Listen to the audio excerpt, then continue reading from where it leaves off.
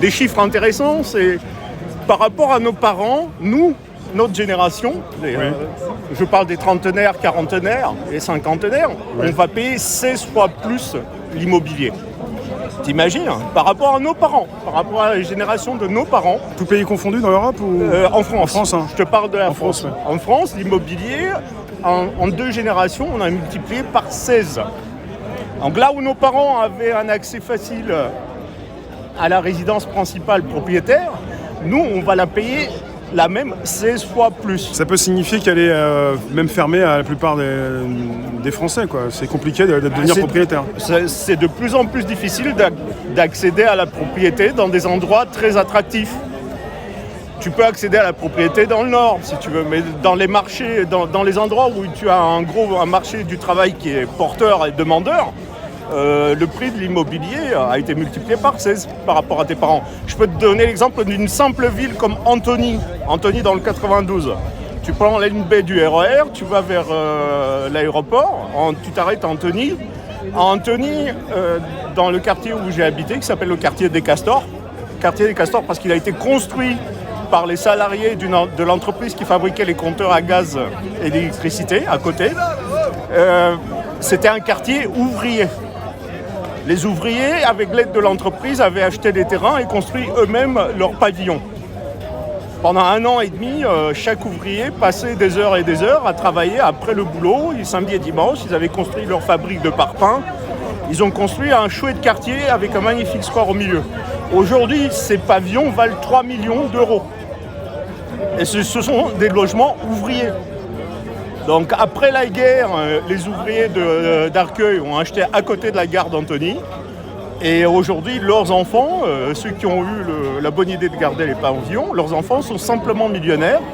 Donc ils vont payer l'impôt sur la fortune, certainement.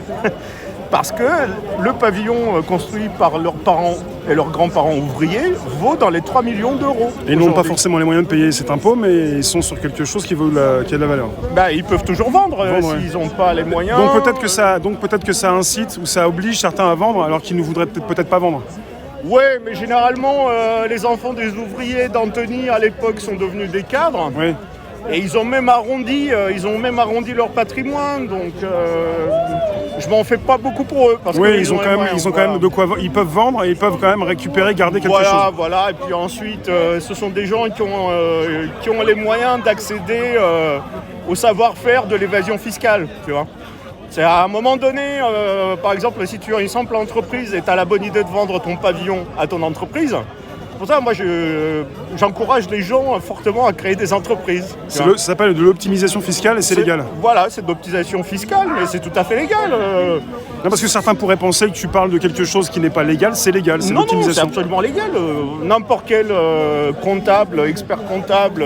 Tous ceux qui ont un certain capital, comment dire, des choses, des maisons, des appartements, C'est la différence entre l'entrepreneur, entre le capitaliste et le salarié. Voilà. Le capitaliste, il va mettre dans la comptabilité de sa boîte un tas d'actifs. Donc si tu es un petit peu, si l'ISF te guette, tu peux par exemple mettre un de tes appartements dans une de tes boîtes. Tu vends purement et simplement ton appartement à ta société. Donc un jour, tu pourras liquider ta société et comme actionnaire de ta société, tu vas récupérer tes billes. Mais c'est pas du tout ton intérêt de liquider ta société et te retrouver avec toute la fiscalité au cul.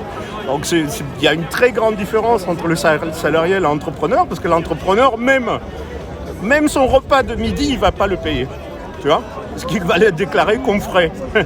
Si pendant une période dans laquelle tu es entrepreneur, tu vas réaliser des travaux dans ta maison, tu vas le faire parce que c'est ton outil de travail. Imagine que tu sois consultant, tu travailles dans ta maison, tu as vendu ta maison à ton entreprise, tu échappes à l'ISF pendant quelques années.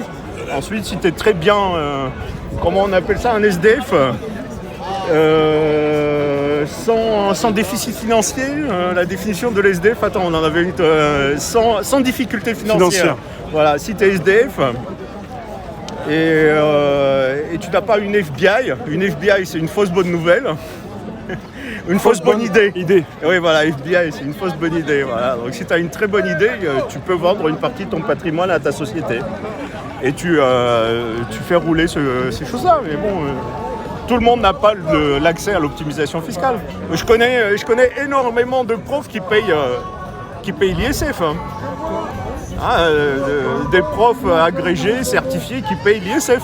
Parce qu'ils ont fait des héritages, tu vois. Bah, l'enfant unique, ça n'a pas que des mauvais côtés, tu vois, pour les héritiers. Parce qu'ils ont capté les héritages des deux côtés de la famille. Du côté des grands-parents maternels comme du côté des grands-parents paternels, tu vois. Donc si tu as 2 enfants ou 3 enfants sur 2 générations, ils risquent de payer l'ISF, les gamins, tu vois.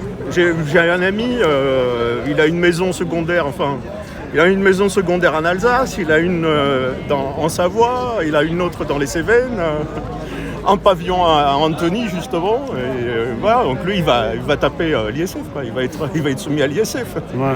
Bon, je m'en fais pas pour lui, hein. Il peut mettre quelques sous de côté pour payer, mais c'est le fait d'avoir hérité de tous les côtés. C'est ça.